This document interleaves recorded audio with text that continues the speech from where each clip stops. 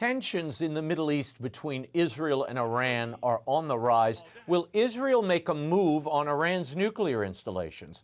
With analysis, I'm joined by foreign policy expert, co-host of the War and Freedom podcast, Dr. Walid Phares. Walid, thank you for being here.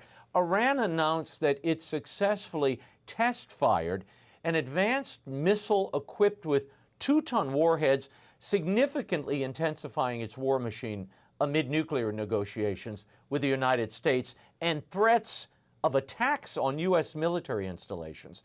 At the same time, Israel is considering military action against Iran with or without U.S. support. In a recent CBS report, multiple Israeli officials have said they are fully ready to launch an operation into Iran. Walid, your thoughts on this developing powder keg? What are you hearing? It is exactly what you said, a powder keg, but let's look at two components very quickly. What brought to my attention this analysis is what the Islamic regime in Iran is saying. They are sitting at the table and negotiating for peace, negotiating for ending the crisis, and informing the American public that they have missiles that they could launch anywhere, anytime, any place in the Middle East against American forces. What would that tell you about their intention? But putting this aside, the Israelis cannot risk. We can. We are very far. We have also a strategic response. Yeah. If the Israelis feel that the regime is, triggering or about to trigger, they're going to conduct their strikes by themselves. Now they are in line with the Trump administration. There are negotiations. But if Tehran decides to go straight against Israel, the Israelis will counter. Also this week, the U.S. is evacuating non-essential staff from embassies in Baghdad, families and military personnel from several bases in the Persian Gulf, amid growing concerns about the security in the Middle East in anticipation of this possible strike by Iran or Israel on nuclear centers. Walid, what do we know about this situation? Is an Israeli strike on Iran's nuke capability inevitable? And what does that look like? It is inevitable if basically the regime decides to let go of the peace process with the United States and to conduct those strikes, as I said. But my concern now is really the intention of the regime with regard to their talks with us. I mean, we are withdrawing staff of all these embassies, and we are sitting with them negotiating. There is something not clear about this matter, and I'm sure that the Trump administration at one point is going to make a decision with regard to Iran. President Trump has been pushing hard for a ceasefire. He visited the Middle East in May. He hosted that GCC summit with Qatar, Kuwait, Bahrain. Walid, what have been the results of these personal interactions by the president? Any progress at all? Well, first of all, he got to America trillions of dollars. Now, of course, I trust the Emirates, I trust the Saudis. I have some concerns about the Qatari trillion, but of course, the president must have more information than us. But on the other hand, other than the financial, which is and was very good, it's what will happen on the ground. Will this basically help us in Gaza? Will this help us in Syria? Only time will tell in the next few weeks and months. But you don't see, right now, you don't see any fruit of that, especially concerning Hamas and Gaza. No progress really has been made there. Seems like a stalemate. It's what we see on the ground, Raymond. Yes, of course, at the end of the day, Hamas has been defeated strategically. It's what the outcome is going to look like. The Israelis wants to end that fight on the ground and free how many hostages they have. Our administration wants to see if we have a chance to get at least the hostages out, and you have those two processes going on. I think that all of these negotiations from Yemen with the Houthis, Hamas, Hezbollah is also still an issue, and with Iran or with the regime in Iran directly, it's all controlled at this point in time by Ayatollahs. At least 5 Palestinians working for the Israel-US-backed Gaza Humanitarian Foundation were killed. Several were injured after a Hamas gunman allegedly opened fire on a bus, bringing them to one of its distribution hubs in southern Gaza. Walid, what is the situation in Gaza now? I mean, there have been many cries about you can't get aid in. Well, this is another example of why, perhaps.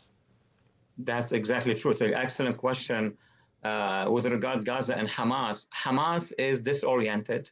Hamas is insecure, but Hamas still has a lot of weapons and it has hostages. This is the most dangerous stage in dealing with Hamas. But the most important thing, Hamas fears a revolution against its own power. It's not just the Israeli strikes. They can survive as long as Israel is not conducting a land operation, a final land operation. But look at the videos from 2 weeks ago.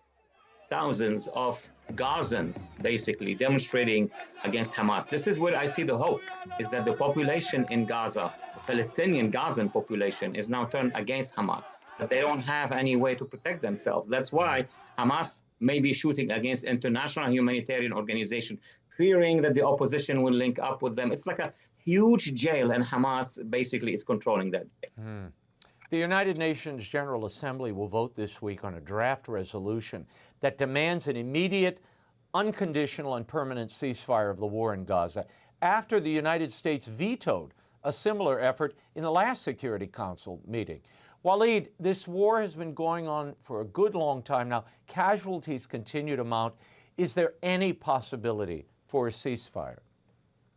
Of course, there is a possibility for any ceasefire, mostly between Israel, Hamas, and all those involved, the minute Hamas accept to let go of its power. I mean, the UAE and indirectly Saudi Arabia have prepared already the alternative to Hamas. Hamas knows that. Iran's regime is not happy with that. There will be a different regime. Israel can end this war in few weeks, but to do so, they have to go in.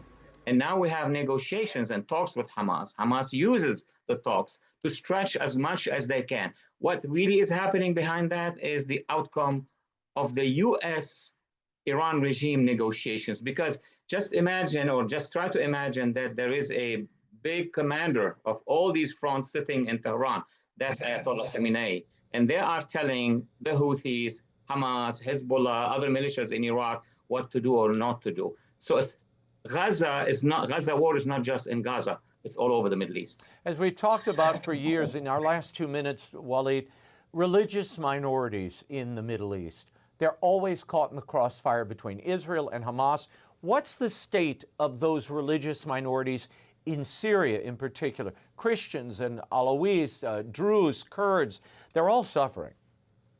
Big question for many people in the U.S., actually for a majority in our public. They're very sensitive, first of all, to the persecution of Christians in the Middle East in general. You and I had so many discussions about that. I remember 2014, 15, with the Assyrians, the Syriacs, the Chaldeans, and of course the other minorities around them. And look what happened to them. It was a genocide. My concern in Syria is that we are going so fast in propping up the current regime, which we have engaged, as far as I know, is the threat against the Christians in the coastal area of Syria. They have had a lot of fatalities. The Alawis have been persecuted actually by the jihadists, and of course in the south, the Druze. I don't consider the Kurds as a minority. They have their own institutions and everything. And for that, I have urged the Trump administration. I have even urged Saudi Arabia and others to create a conference whereby the current regime and these minorities will come to grant these minorities. It's not just protection, it's actually rights and freedom and liberties. And I hope that would be at the next stage. The world is watching, Walid, while Los Angeles has erupted into violence for the past week over these protests turned to riots in response to ICE raids in Southern California. We've talked for years about the threat of terrorism coming from across the porous southern border. Does what we're seeing in LA, Walid, the past 7 days, does that reflect that threat, or is this purely a domestic disturbance? First of all, there is no more purely domestic or international at all meshed up with each other. We've seen what the networks of jihadists or other radicals around the world, from Latin America as well, neo-Marxists, are calling their supporters inside the United States to join what they call is a destabilization of our major cities. Now it's in Los Angeles, it could be in other places.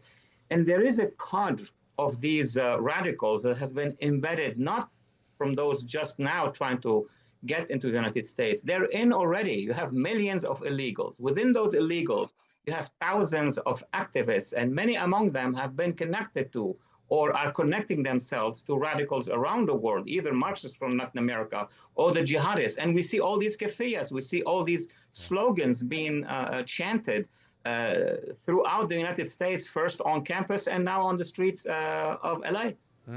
Walid, we'll have to leave it there, but we'll catch up with you in the days ahead. Iran, an Imperialist Republic, and U.S. Policy by Dr. Walid Phares is available at bookstores everywhere. Walid, thank you. Thank you, Raymond.